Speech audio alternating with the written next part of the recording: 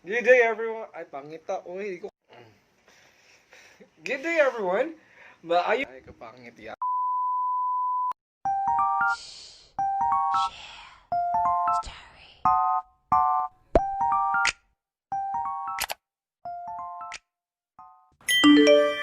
Good day everyone. And maayong buntag sa inyong tanan dira. And welcome back again to my YouTube channel. It's been a long time na hindi niyo ako nakikita, right? And I'm definitely sure that you have missed my voice, my cuteness, and definitely my beautiful and handsome face. I was actually wondering of what content should I have to include in my vlog today because it seems like there's a number of topics and issues that I have missed to discuss this past few days, and I know that you are all aware about that, right?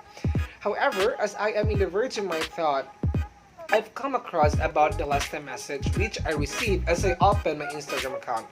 I may be wrong about remembering her name, but I guess she is Ana Marie Villanueva, and she had sent me a direct message about discussing some literary craft during the pre-colonial times. So at first, I was so hesitant of accepting this suggestion. However, in the long run of thinking, I've come to realize that it is also important to take a look in our past literature and how they are established before. And what are those past literatures that we have before the invasion begins in the Philippines?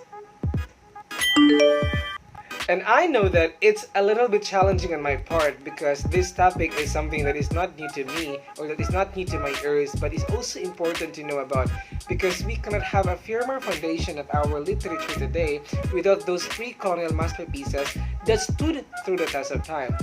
So I take her suggestion, made some thorough researches about the given topic, and definitely now ready to venture this educational vlog for today. So are you ready, guys? If you do, let's go! Before delving on the different literary crafts that have existed before the invasion begins in the Philippines, let's discuss first what is a pre-colonial literature. Essentially speaking, pre-colonial literatures are literary masterpieces that are created at a time where Philippines is still free from foreign colonies. Literature at this period are in the form of oral transmission, shared among individuals and masses, where most pieces are structured from their respective beliefs, cultures, and traditions, which in turn becomes a way of life and a social norm to many. It is also important to remember that the major manifestations of pre-colonial literature in the Philippines are riddles, proverbs, and most importantly, folk song. And in our video today, I will be giving you my top 5 entries for each pre-colonial category. Let's talk first the riddles. So what is a riddle?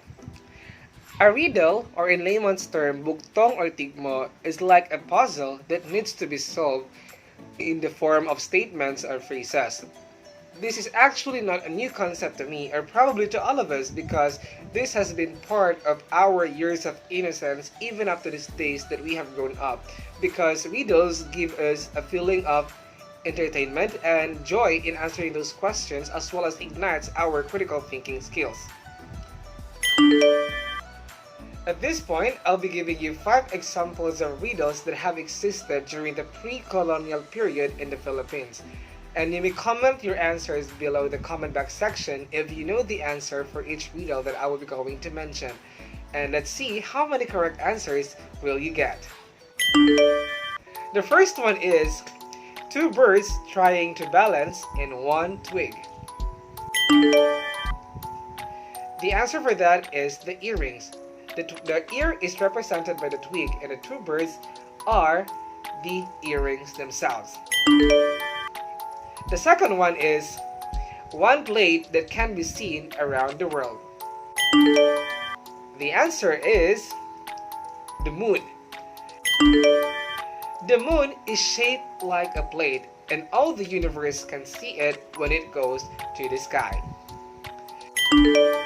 The third one is not a princess, not a queen, but wears a crown. The answer for this riddle is guava. Because guava is a fruit, it is neither a princess nor a queen, but number 4 is add a hair of Adam's that cannot be counted. The answer for this one is raindrops. Because when it rains, it cannot be counted how many rains fall from the sky. And lastly, the horse of Adam that won't eat when not ridden.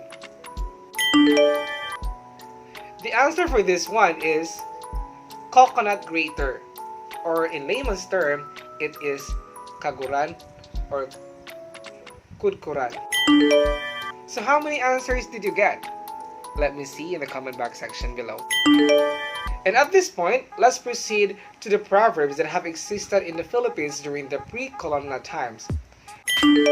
So as per definition, a proverb, as what I have observed, is usually truthful advices that are practical and applicable in all walks of our lives. These are what we usually hear from our parents that are transmitted by them by our great-grand ancestors, which they believe are helpful to us if we put them into practice and painful to us if we violate or if we will not believe in them.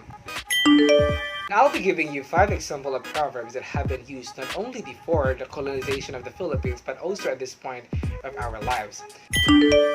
So the first one is, not everything takes effect immediately like an instant taste of spiciness from a chili pepper. Or sa Binisaya pa na, dili tanang butang sili nga muhalang dayon. The explanation for that is, not everything that we wanted in life would happen at an instant, would happen at the moment that we wanted, because there are delayed successes that life would deliver to us. There are delayed surprises that we might encounter along our way of pursuit about something, about our dreams, or about a particular thing that we aspire to happen in our lives. The second is, you cannot make the flood to go back to the mountain. Or sa Binisaya pa na, dili na nimo mabalik ang baha paingon sa bukid.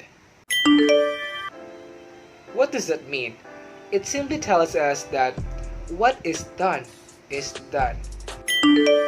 The third proverb is, clean your lawn first before you clean others' lawns. Or sa Binisaya, unaha usa og silhig ang imong tukaran ay ha manghinlo sa uban. What does it tell us is that in our life, it is important that we must focus on our individual messes. We must focus on our own problems, our own imperfections before we judge or we focus on others' mistakes, on others' shortcomings, on others' doings that are not on the standard. It is important that our personal business matters first before the others. And the fourth proverb is, bad karma comes without a noise. Or sa Binisaya, ang gaba dili magsaba. This is what we usually hear from our parents right now. There are instances that a particular event happened without us expecting it to happen. So that is usually a manifestation of karma. It happens in our life. It comes around in our lives without us knowing it to happen. And lastly, there is no smoke that can be held. Or sa Binisaya, walay aso nga makumkum. What this it tells us is that no secret in this world that cannot be revealed. No secret remains hidden forever. Ayon nga kay Abraham Lincoln, you can fool some of the people all of the time. All of the people some of the time, but you cannot fool all of the people all of the time. And I hope that you embody those proverbs that I have mentioned, because those proverbs are definitely important in all walks of our lives, and at the same time, those help us in maintaining the positive values that we have created within ourselves and having a nice adventure as we go through our different paths. To give you an example of Filipino folk song during the pre-colonial times of the Philippines, the first one is the Ili Ili Tulog Anay. Char lang. Ili Ili Tulog Anay. Ili Ili Tulog Anay is a Hiligaynon or an Ilonggo lullaby whose composer is no longer known, but it has been part of the Filipino history because of its popularity that has been renowned even up to these days, and it is used to put children into sleep. Ili tulugan ay wala diri imong nanay. Chan-chan-jaran, kanto tienda, bakal papay, saging gatas. The second folk song in the Philippines is Dandansoy. Dandansoy is a Visayan folk song that is also sung as a lullaby. This is a name of a boy, and this song is about the singer leaving Dandansoy and went back to her hometown. Dandansoy bayaan ta ikaw, pauli ako sa payaw. O galing kung ikaw hidlawon, ang payaw di mo lang lantawon. Third one is Leron Leron Sinta. Leron Leron Sinta is a popular Filipino folk song from the Tagalog region, which represents a working or harvesting song, but it has also a metaphorical representation or depiction of the song.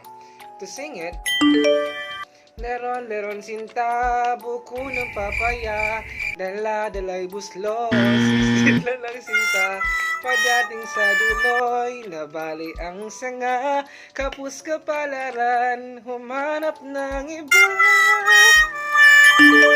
Fourth Filipino folk song is the Magtanim Ay Dibiro. It is a Tagalog folk song that describes the tiresome task of planting rice. Magtanim ay dibiro, maghapong nakayuko, di man lang makaupo, di man lang nakatayo. And lastly, Bahay Kubo. Bahay Kubo is a Tagalog folk song that describes a picture of a Filipino nipa hut with planted vegetables nearby. It actually reflects many Filipino homes that we have before and even up to date. The song can be sung like this: Bahay kubo, kahit munti, ang halaman doon ay sari-sari. Thank you. How was it? I hope that you learned something from our educational discussion today about the Philippine literature during the pre-colonial period. For you to be updated to my next video in my YouTube channel, don't forget to hit the subscribe button, click the notification bell below, and leave your reactions in the comment box. Mabuhay! Bye!